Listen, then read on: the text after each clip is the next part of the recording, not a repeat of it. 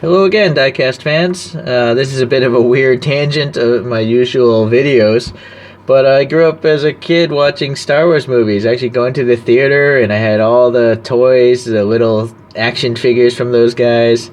And so before I started doing these videos on these cars, diecast cars, I was collecting 1/12 scale action figures, and these are two of them. So the one on the left is Boba Fett, and one on the right is Darth Vader. I think these are probably my two favorite characters from the Star Wars franchise. In particular, for some reason, I really like Boba Fett, even though he was only in the two movies and only for like probably 10 minutes total. But he's just a crazy bounty hunter with a jetpack on his back, with a rocket launcher on his back as well. So you gotta love that when you're a kid. So I saw that the Tomica's making these cars, Star Wars cars. Whereas I think a lot of people would maybe say if Batman had a car, a regular car, he'd probably drive a black Lamborghini. Apparently, if these Star Wars characters drove cars, these would be them. So I'm going to start with this Darth Vader car here. And I guess there's some other Darth Vader vehicles. I'm not sure if I'm going to get them or not. There's a truck and also what looks like a muscle car with a Darth Vader front end. But this one, I'm not sure what this would be based off of. What kind of car this would be based off of. So I can't read that. Box itself. Yeah, I'm curious when this was made. If there's like a date. It's made in Vietnam. Lucasfilm. Weird that there's no year there. It does seem to be under Disney ownership, so not too old. Okay, well, anyways. I don't know. I guess it's not that important. So let's take a look at this thing. I don't know why I dropped it, but no problem, because I think this is meant to be played with by kids. So obviously the main characteristic is the fact that the nose of this vehicle looks like Darth Vader's helmet. So actually I should probably angle that back up. So there's Darth Vader for reference, and the car is carrying on a lot of the design elements that are on Darth Vader's suit.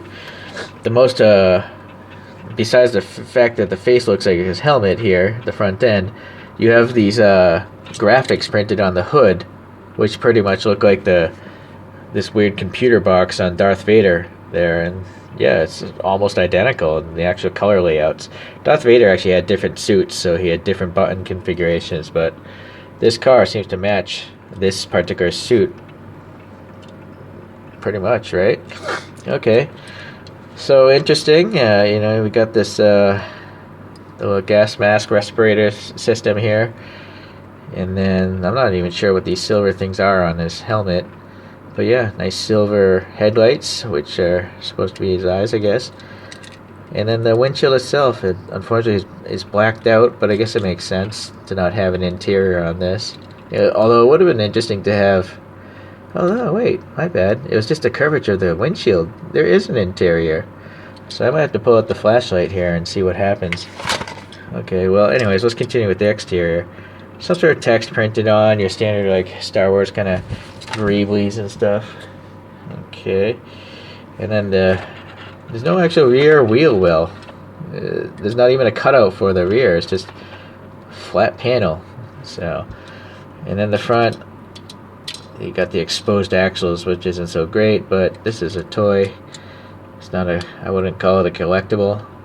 There's the emblem of the First Galactic Empire. So that's evil right there, the evil badge. And then we know whose car it belongs to, whose car this is.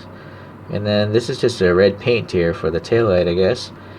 And I would have to assume these are supposed to be exhaust tips, but they mimic the two tips on Darth Vader's helmet back there.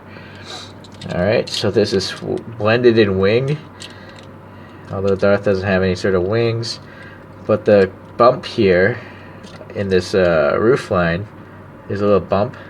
I believe that might be on the helmet. Yeah. So you see how there's a bump right there on the Darth's helmet? They got that into this design as well. So whoever designed this diecast really paid attention to Darth Vader's outfit. They may have been a kid as well when they grew up and was so influenced by Star Wars and just being such a fan of it. It must have been really entertaining to make this vehicle. It's something else. It kind of reminds me of like a 50s classic car though, with the fins kind of from this profile at least. So, well, that's that one. Okay. So the next one is Boba Fett. Boba Fett, if you guys don't know, is a bounty hunter.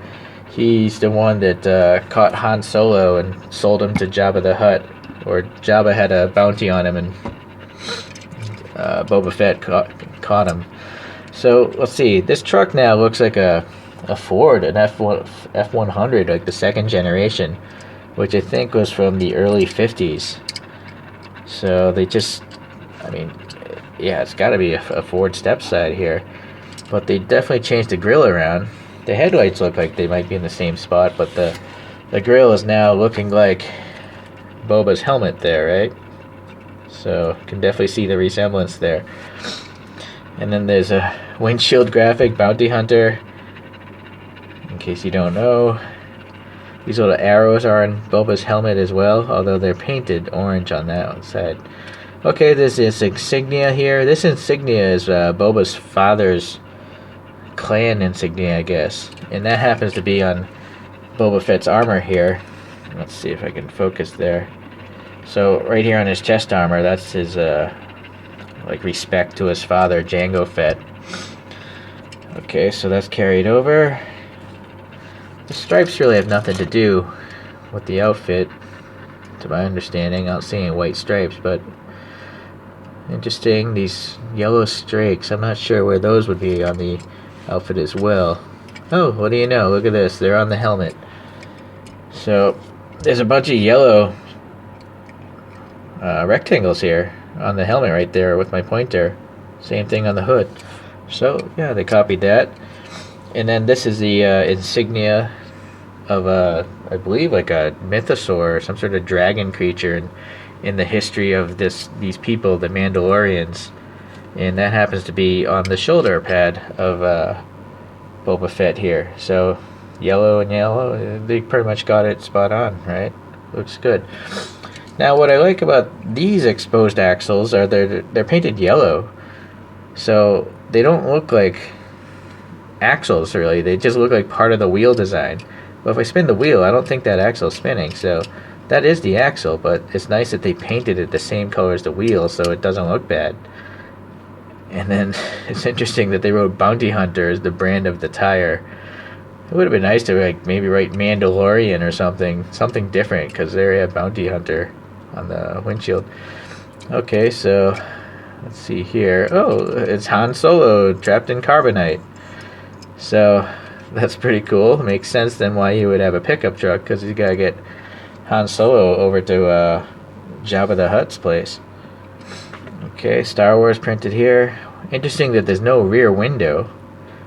I would have to guess that this casting is of a Ford pickup truck, and they just basically made a new piece for the grill, and then everything else is just a paint job. Interesting. Although there's no way a classic 50s Ford pickup truck would have 4 exhaust pipes. Maybe this base plate is new. Oh yeah, since it says Lucasfilm, this base plate must have been made for this particular release. But the top casting, I'm sure Tomica must have made, like just some Ford pickup trucks. Alright, anything different? Well, that's odd. Alright, so this side there is no insignia because Boba Fett I don't think has one on that side. Yeah. So yeah, it's just blank on that side. So it actually makes sense. This side is blank, just like Boba Fett's armor. Okay. And then I don't know what this is, like an oil tank or something on the truck. Alright, so that's part of the casting, so okay. Yeah, so it would have been nice if they're gonna make a base plate for this, they just write Boba Fett's truck or something. It is riveted. And then the interior again. Where did my flashlight run off to? Well, pull out this different one here. Let's see what we can find here. Well, there's a steering wheel. I can't shine in from the back. The seat. I don't know if there's a seat in there, to be honest with you. Or it's a bench. It's just a bench seat, like a real truck would have, probably from this era. The 50s, that is. The Darth car, let's see here. Let's go back to this. Alright, so yeah. It's like a couch seat, a bench seat. And it looks like there are seats in the back as well. It's black, so it's hard. Yeah, I think you can see like some cushion ribbing there on the back seat. So this is for when Darth apparently is taking some kids, Luke and Leia, off to school or something like that. Alright, so I don't know, the steering wheel, can we really see it? I guess there's a little bit of a steering wheel in there. Being a space car, maybe it doesn't need a steering wheel in the normal sense. Alright, so yeah, it's a bit of a weird video, guys. But, and I never would have thought that I would, combine a video of action figures and diecast cars. But apparently, some people at Tomica have thought of this. So that's that, I guess. Alright, well, if you have any comments, I don't know if anyone, Star Wars fans, diecast car fans, sci-fi fans, do you think these are a good idea? I mean, would you pay money for these sort of things?